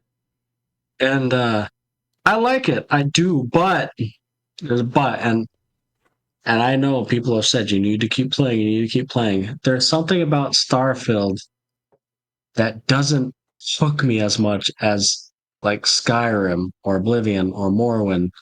Yeah, I've heard similar things. And I think my biggest issue with Starfield is, again, I am having fun. It's just there's not. It just doesn't hook you. Some of the side missions do. I played some interesting side missions, but my issue is there's so much loading screens and traveling. Yeah. And I get it, right? Like it'd be cool to fly to planets the first 5 times. I know get old. I get that. Yeah. But like with Skyrim and stuff, like some of my favorite things were just traveling around and finding some random towns, and and you just don't. I don't feel that with this game. Yeah, if you want to go. I saw something interesting about it, about how they like used procedurally generated worlds instead of, like creating them. And I feel like that kind of loses some of the Bethesda touch, because in like Skyrim, everything's hand placed and it's like so built out, and it's just like so much. And then I saw them like looking at like a planet, and it's like, oh, there's the same thing here, here, and here. It just kind of gets plopped there, and it doesn't feel as fleshed out. It feels kind of just like the same copy pasted. I don't know how true that is, but that's just kind of something. There's some planets, there's some planets where it's just boring. Now, granted, some planets are meant to be like that, but like. It's so weird because sometimes the game looks beautiful, and then other times I'm like, "Wow, Bethesda! Like, this looks like a 15-year-old game." Specifically with the specifically with the characters, the character models. Oh yeah, I've seen some comparisons of Baldur's Gate to Starfield, and it does not look great for Starfield. No, but then other moments the game looks beautiful. Yeah, like this looks really cool. All this stuff. Yeah, that's what I'm saying. I know a lot of people say from what I was reading, because I'm like, I can't be the only one who thinks this, right? And everyone's like, you got to get past like the 10-15 hour mark, and then it starts opening up. Like, Jesus Christ, I really have to freaking play 10 hours of this to start getting interested in it. Yeah, that's a little rough. Well, I don't know. I'm gonna keep going because I do like it. I guess I'll say I'm just a little. I don't know if it's disappointed or I don't know. There's just something about it, man, that. It doesn't like me. And I thought it would because I love like space. I love space stuff. It seems like my kind of game, but I still just haven't had the draw to play it too much. I think that's just Baldur's Gate's fault. But you'll like it. I'm sure you'll like it. Yeah. And like I like it. Like I'm sounding negative. It's just for me, it's like a very I don't know, it's a very average game to me. Like the first 5 or 6 hours, like I'll probably give it a 6 out of 10. Like it's a little above average because it's Bethesda, right? They know how to make RPGs. I'm just not. I'm not hooked, man. I'll be honest. I'm not hooked. Yeah, that kind of sucks. Hopefully you do, and it gets better. But Yeah, I'm gonna keep playing, and I'll let you know. You should try it too, yeah, because it's I do need to. I don't know. The beginning is so slow, dude. And it's not like Skyrim, right? Where the beginning you're like freaking thrown in there. Yeah, true. Well, at least like it hooks you, with the dragon. You know what With I the started dragon. playing is I saw this, and I went back and started playing the original Paper Mario on the Switch. Which Paper Mario are you playing? The original one on the 64, like. Oh, I got you. I thought you're talking about the Paper Mario, not this one, Thousand Year Door, but the other one that released, Origami King. Oh yeah, no, I didn't play that one. I went back and started playing Yeah, the original. you're talking about yeah. I love the original in this one. I want to get this one. It looks really good. Yeah, I loved this one too. I liked Origami King too. A lot of people didn't. I liked Origami King. My But sister it's- Abby liked it. She played it. Yeah, I liked it too. I really liked it. But it's not this. Yeah. I think she said the same. It was different and she liked it, but it wasn't as good. Yeah. And I like paper. I'm not like, I know some people are going crazy over this. I'm not like a hardcore Paper Mario fan, but Yeah, I do like it. I like it a lot. It probably similar to you. Like, I just remember playing them as kids and they were really fun. So I wanted to go back and play it. Play the original. Speaking of which, I guess while we're on here, so what did you watch that Switch, the Nintendo Direct? I didn't. I saw some trailers, but I didn't watch the whole thing. Okay. What else is on there? That anything good that you're looking forward to? I mean, they showed that Princess Peach game. Yeah, I saw that. That looks kind of interesting. And it looks interesting, but it kind of looks, I don't know, to me it kind of looks generic. Like I don't know, it didn't look like I would not spend $60 or $70 on it or whatever they're going to charge for it. Yeah, and it's going to stay that price forever because it's Nintendo. Yeah. I guess it just didn't look like my style game. Yeah. This looked awesome. Of course, I looked forward to this. And the Mario, I don't know, dude. The Mario Wonder looks good, but I'm not like dying to play it. Yeah, I just want them to make a new like 3D Mario. I love the 3D Marios more than the 2D Marios, the newer ones. I do too. And I do think this new one does look good. The Wonder, it kind of has like a weird. It does. Like a weird.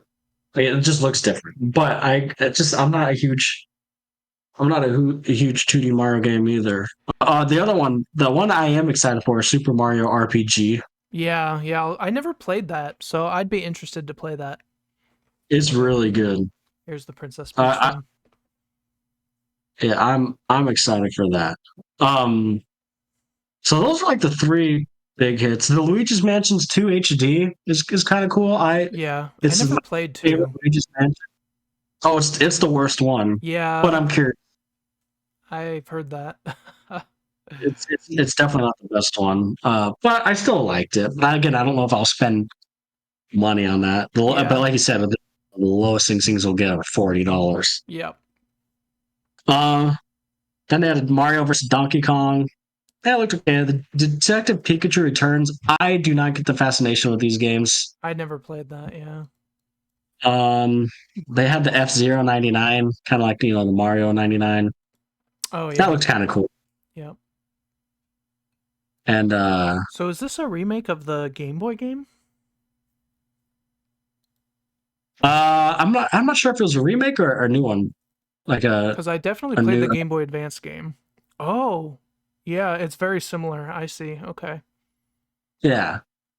Which this one looks cool. Like, it looks fun, but again, for me, not a full price game. I definitely like the Game Boy game, but I don't. Yeah, like you said, I don't know if I'd pay full price for this one. I might wait. I guess that's what I'm trying to say with this Direct. Like, it was very the games were good, but it's not games I'm like, oh my god, that they announced. It kind of feels like they're coming to the end of the life cycle of the Switch, and these are just like the ending games for that. Oh, for sure. Because if you think about it, as much as everyone was like, people went freaking crazy with the 1,000-Year Door. When you think about it, it's a remake, right? Yep. Luigi's Mansion 2 remake. Detective Pikachu Returns, I guess, isn't a remake, but it's a sequel. Yeah. Mario vs. Donkey Kong sequel, remake, whatever you want to call it. Looks Super like Mario, a remake. Yeah, this looks very similar. Super Mario RPG remake. Yep. And then they did the Mario Kart 8 Deluxe Booster Course, which cool, I guess. Yeah. WarioWare Move It. I mean, it's a WarioWare game. Cool, I guess. Yep. I like the WarioWare games, but yeah. I do too, but I mean, you know what I mean. It's not like the main draw of the Switch kind of thing, yeah. So like the main draws were all remakes. So yeah, you're definitely right. Yeah. With it kind of being, but again, a lot of people would say not mid. Like a lot of people just because they announced 1,000-Year Door, yeah, it's like the greatest direct ever. Yeah, that's just everybody has their favorite things. So yeah. It's like for me, like if they were to announce like Metroid Prime 4, ooh, okay, now we're talking. Well, not announced, but shown it again. Yeah. Because I know you never truly played Metroid Prime, but my God, you got to play those masterpieces. Yeah, I do. That's another one I need to play. I cannot wait for Metroid Prime 4. Oh my God, I cannot wait. And I'm starting to think now it's not going to be on Switch. It's going to be on the next Switch 2 or whatever's going to happen. Yeah, I think so too. I don't know if you know the history of that game. Like it, I think Bando. Go ahead. Yeah, so it got Bando Namco or whatever. Bandai, they were doing Namco, it. Yeah. Bandai, sorry, they were doing it for a few years. They announced it, and then 2 years later, Nintendo announced that it's still in development, but it got switched back to the original people who made it, which were let me double check so I don't get this wrong. By Retro Studios. Okay. So Retro originally made the original 3 Metroid Primes, and they were not involved with the Metroid Prime 4. Apparently, I don't know, something went wrong, and Nintendo didn't like Bandai Namco's version, so they 3 years in development. They must have just totally scrapped it. Dang. But then they announced Retro Studios coming back. Because I don't remember, like I think they announced Metroid Prime 4 like back in 2017 or 18. Jeez, yeah, I was gonna say, hasn't it been in development for like ever? Yeah, it's been like, well, since they've announced it, it's been like 5 or 6 years now. Yeah, that's crazy. So like people, I think it's to the point where I think it is just hold it off to the next console because it's the kind of game where it could look amazing on like modern graphics. Yeah, for sure. You know, it's like spacey and like space and yeah, that would be the kind of game you want to show off your new console with, kind of thing. Yeah. So if the new console, if they announce a new console of that launching, oh my God, I will go freaking crazy, dude. So like that's kind of what I'm waiting for, and or of course, you know, any Zelda. Like, how have they not brought Wind Waker and Twilight Princess over to the Switch? Yeah, they're probably gonna do. I don't know, because didn't they bring Twilight Princess to Wii U like right before the Switch was announced? They might do that again. And I read somewhere that those 2 games are the only 3D games now you cannot play on the Switch. Yep, that's right. Which is weird because like they've been re-released a couple times. Yeah, I don't know. Nintendo makes weird decisions. Like, why wouldn't you? Yeah, you're right. They know it'd make you money. I don't get Nintendo, man. Yeah. Right? They resell games all the time. Metroid Prime 1, you know, Mario Kart 8's the best-selling game, like on the Switch, and it's from the Wii, isn't it, or the Wii U only? I think it's the Wii U only. Yeah. Yeah, Mario Kart 7 was Wii. Yeah, but anyways, I really do not understand Nintendo sometimes. Yeah, I don't get it. But yeah, for me, average direct, not terrible. Yeah, but I think that's because of the new console. So we'll see some new stuff eventually coming up when that gets announced. And that'll be exciting. Because the new console's coming out next year, right? Whether it's mid-year, end of year. Yeah, probably for I've heard Christmas. Yeah, I've heard a lot of things where it's coming out 2024. No one just knows when. Yeah. And maybe they announce it. Maybe I don't know. Maybe they don't even announce it this year. Maybe they wait till after the holidays. Like, hey, this fall, we're getting a new Switch, so prep yourselves. Yeah, that could be.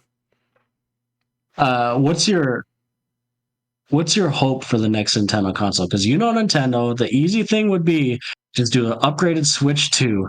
But there's always some sort of something they do. Yeah, I feel like they're going to try and come up with a new gimmick, but they probably shouldn't because the Switch is amazing. I don't know. I like the Switch so much, I honestly might not even care if they just do Switch 2 with upgraded hardware and make it look better. But they'll probably do something like try and make you have to use VR or some weird something else that they'll. It should be straightforward, right? Yeah. But because I agree with you, give me a beefed up freaking Switch, like a Steam Deck or something, Yeah. Give me 1080p, 60 frames per second. I don't need no 4K or anything. Just 1080p, 60 frames per second. Give me that. I agree. And that's all I need, man. Yeah, they probably will Nintendo. Because Nintendo, yeah. It's not going to be as powerful as, and it's not going to be as powerful as PlayStation 5. If anything, it'll be like the PS4 and Xbox One, Yeah. kind of power. Because Nintendo has to always be behind on that. Always, yeah. Granted, I guess if they did do PS5, I mean, they should offer something like that, right? Like, do 2 price points. Do $300 price point, $350 for.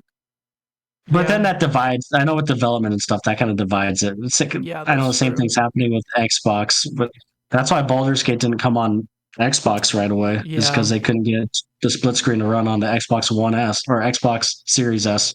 Yep, I heard that. That's crazy. Freaking Xbox and their stupid names. I know. Sorry. Their naming convention is so weird. Like, they did the Xbox One S and X, and now it's the Series X, and why? Yeah, I don't know. It makes no sense. The 360 was an awesome name, I thought. Yeah, that was good. I think got PlayStation. Yeah, PlayStation just keeps it simple. That was the one was that was so stupid. You have Xbox, Xbox One, or the first Xbox, right? And then you have Xbox 360, and then Xbox One. Oh, you mean the very first Xbox? No, the third Xbox, Xbox One. Yeah, that's silly. The funny thing with that name is it's supposed to be the all-in-one console. You connect your DVR into it and connect, and no one cares about that. And no one did any of that. Nope. So stupid. Xbox I'm sorry, man. I had Xbox all my life. Xbox I love Xbox, but yeah, their naming convention is weird. Yeah, and let's be real. Their exclusives are crap. Yeah, compared to recently, I should say. Recently. Yep. And they bombed Halo. Let's be real. Yeah, Halo just did not hit the same in Infinite. Yeah, and what else do they have? They have the Forza series, but I don't care about. That's very niche. Yeah, that's very niche. I guess now they have Bethesda. I just saw something the other day or today that Elder Scrolls 6 isn't coming to PS5. It's gonna be yeah, I heard that. PC, which I'm kind of like. PC. I'm kind of annoyed at that. I'm like, I get all future projects doing that, but you've been working on that game since before the merger, right? Like, you can just honor the PS5 players, man. Yeah, but it makes sense. I mean, they'd be dumb not to, right? Yeah.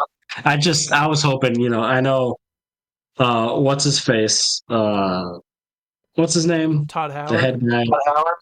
No, not Todd Howard. Phil Spencer. I know he's always like, oh, there's no console war, I'm not going to divide. And he does it, but I get it.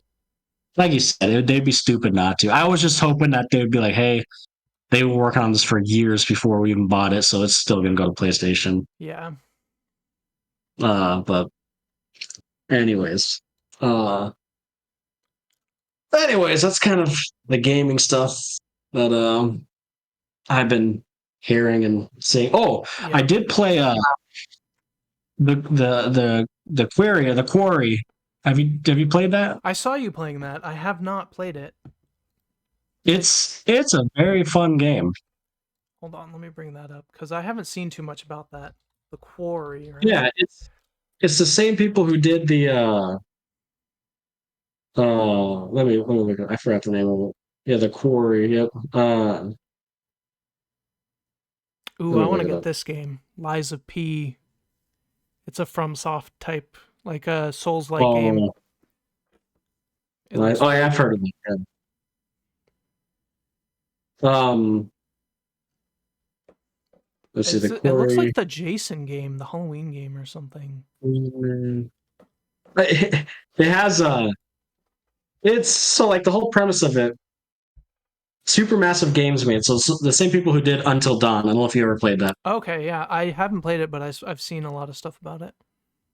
So basically, a bunch of teenagers, they were camp leaders for a few weeks in the summer, and camp ends, and the car breaks down. So the teenagers, right, that were doing the camp leaders, they can't leave, and so they have to stay there for one more night, Gotcha. and some crazy stuff starts to happen. And it's one of those games where, it's one of those games, right, where it's not action based. It's more of like a movie game where you're kind of walking around, making choices, finding clues. But the mystery is like really interesting. Like you start thinking one thing, and then it turns into other things, and the final like when you start to figure out what's going on, you're like, oh, I wouldn't have guessed that, or at least I didn't. Okay, how long is the game, do you think? I mean, if you're rushing through it, I've heard people beat it like 6 to 8 hours. So I'd say anywhere from like the way, like if you're gonna just kind of slowly go through it, probably like 8 to 10 hours. Okay. But you could definitely finish it quicker. Yeah. I just look around everywhere, and yeah, it says about 9 hours in length. Okay, I might have to try that then. I probably can't play it with my wife in the room, but no, I mean no, probably not. It definitely has the horror game vibe, but it's like those cheesy like teenager ones, where slasher. They do. Yeah, exactly. They're partying, right? Like, yeah, one more night here, no supervision. Yeah, gotcha. But yeah, if you're looking for like kind of a quick game, like just to hold you over for 10 hours, you want to change a pace. It's not hard. It's not an action game. It's just, Okay. Yeah, I might. You should try. It's on the PlayStation Plus Premium or whatever, or not Premium, but one of the tiers. It's on Game Pass mid-tier. Yeah. It is. So you should try it. Okay. Yeah. But yeah. I did start reading that book that you talked about. Oh, you did? Nice. Yeah. Let me bring it up on the. Is that what it's called? So I Lord's book. Yeah. So I have I had heard great things about this. Yeah, I've heard great things about this book, and I work my second job. I clean a library, right? Mm-hmm. And I saw the books there. I'm like, oh, I have to get this book. It's like while I was cleaning, I'm seeing books. I'm like, wait, I've heard of this book, and so I'm like, screw this, I'm going to get this. Yeah, and but I've heard it's really, really good, and I love that. Obviously, Vader and Palpatine, and yeah, I've read the first chapter, and it was really cool. Like you've read the first chapter, I'm assuming. Yes. Yep. Where Vader just like freaking crashes his ship into the ship and just ejects and brings himself in. That was pretty cool. It's so interesting just getting in Vader's like mind, where he's out of the suit and like it feels like him true self, and he likes the pain. It reminds him of the anger, and that's really interesting. It was just interesting, kind of being in his brain, because you never are really shown it, And I find it's cool that like Cham Syndulla's in it too, because we've met him in the Clone Wars. It's Hera's dad, so it'll be interesting to see where they go with that too. Yeah. But yeah, I'm really excited for the Emperor and Vader parts of the book. That's what I'm most excited for. So am I. Yeah, well, I'll keep reading it, and then maybe once we finish, we kind of have a discussion about it. Yeah. It's not that long, so that's good. Yeah. Because me and Tiffany are reading the Stormlight Archives right now, and each book of that is like 1,500 pages or more. And so this one was like 300. I'm like, oh, this is is doable. Yeah, I could do this. 300 pages. Yep. But cool. Yeah, well, that's kind of everything Yeah, I think that was everything I had too. So, all right. Well, thanks everyone for joining us on this episode of the VGA Podcast. We're about the 2-hour mark. Yep. So, make sure you guys like and subscribe, and we'll see you guys next time. Peace.